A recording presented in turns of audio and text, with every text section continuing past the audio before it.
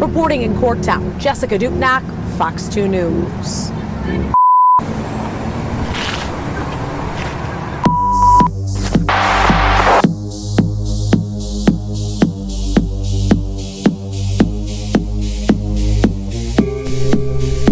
You want answers? I think I'm entitled. You want answers? I want the truth! You can't handle the truth!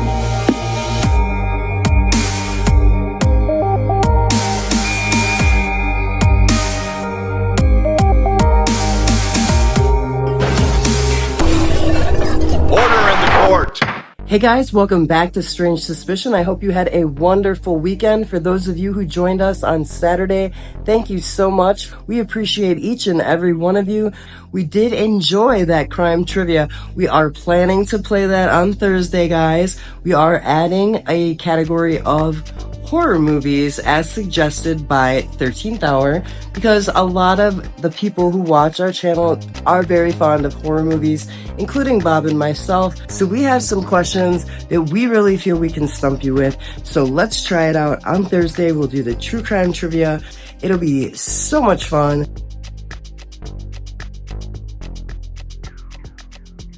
Let's talk about the Karen Read trial.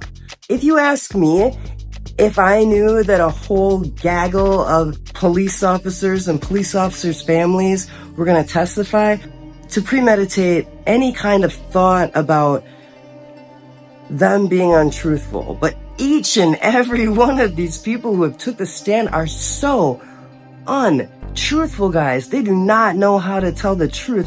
And they've been caught in every single lie. Was confronted with a text message that he sent. That text message is insanely important to the defense and to Karen Read and the future of her life.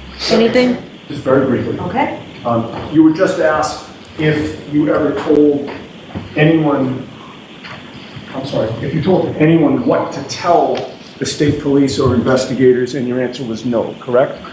Yeah, I don't recall telling anyone to tell anybody anything. So with regard to your statement, tell them the guy never went in the house, who's the them? Do you mind if I go back and read? Take your time. I think I know, I just want to read it.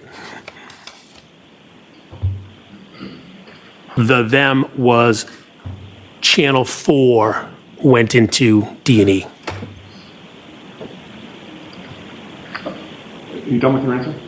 Yeah, you just asked me who them was. And the answer is, you were instructing people on the group chat to tell Channel 4 that the guy never went in the house, correct? Yes, this was on February February 1st.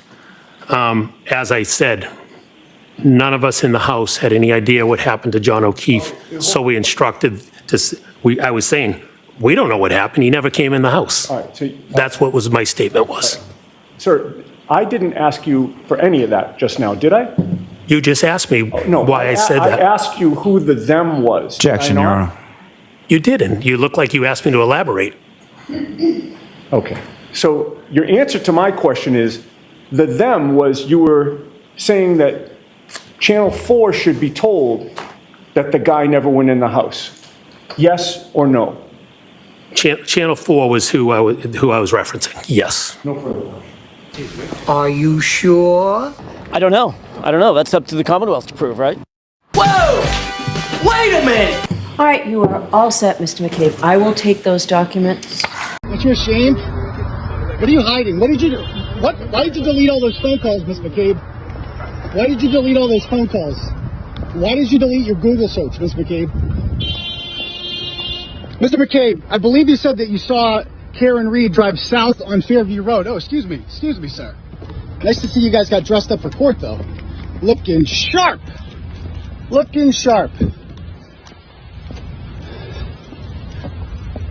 So, I believe you guys both said that you saw Karen Read drive south.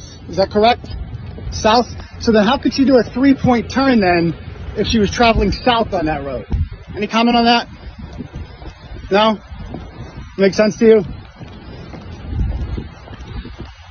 Why were you up at 4:53 in the morning, Miss McCabe? Why didn't you go to sleep? Were you drinking that night? Do you often drink a lot of alcohol, go to the bar, and then stay up till 4:53. Truth and justice, we're looking for it right now. We're looking for it. A Boston police officer was murdered in cold blood. And these people right here, who you're looking at, these people right here, they covered it up. They participated in the murder of a Boston police officer. These are cop killers, ladies and gentlemen. That's a cop killer right there. Cop killer. Cop killer. That's what you are. That's all you're ever going to be, the cop killer. We know who did it, Steve. We know. And we know who spearheaded this cover-up. You all know. Yes, we do. I tried to save his life. I tried to save his life at 6 in the morning. I was covered in his blood. I was the only one trying to save his life. Once, if you remember anything, please, give me a call. And so there was something that you remembered and you gave him a call. Yes. And when he came back to the house, what was it that you told him? I told him about the comments and the remarks that Karen Reed had been stating that morning. And specifically, what type of remarks are you referring to that you told Officer Lank when he came back? I said that she told one of the EMTs that she hit him. That Jennifer McCabe's cell phone records show a 2:27 a.m. Google search for how long to die in cold hours before Officer O'Keefe's body was found.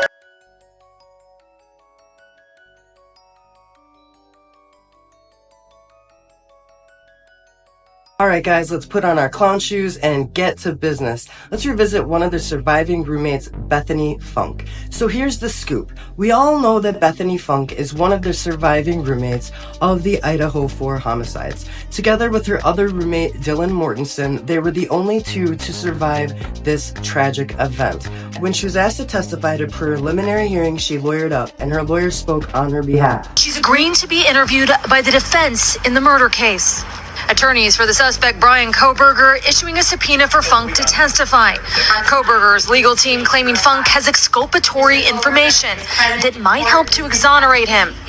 An investigator for the defense writing, Ms. Funke's information is unique to her experiences and cannot be provided by another witness. Funke's attorney fought back, filing a motion to quash the subpoena, writing, even if Funke possesses exculpatory evidence, which remains unknown, there is no place or reason to present it at a preliminary hearing.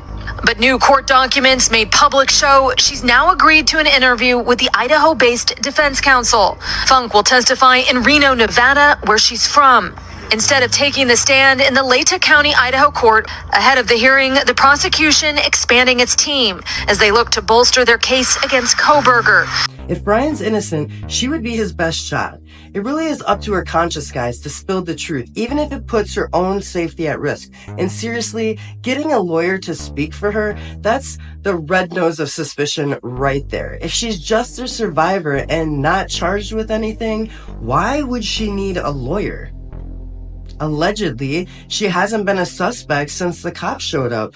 The fact she moved to Nevada and is starting a new life, she's following the path of self-preservation. And if I had to guess, I would think she's only going to say absolutely as little as possible if she's at the trial. I would hope those weren't all fake smiles in those pictures and she actually cared about Madison Mogen, Ethan Chapin, Xana Kernodle, and Kaylee Goncalves. That's right for them and get them justice. Put this to rest.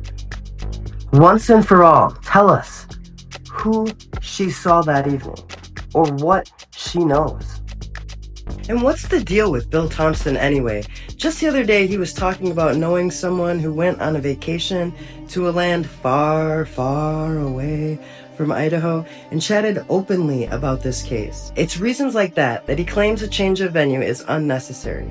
It's like he's a rabid wolf, forcefully fighting against it. He says people everywhere know about this, so it won't make a difference. But he's barking up the wrong tree. There are folks who don't know about it. But you know who does know about it?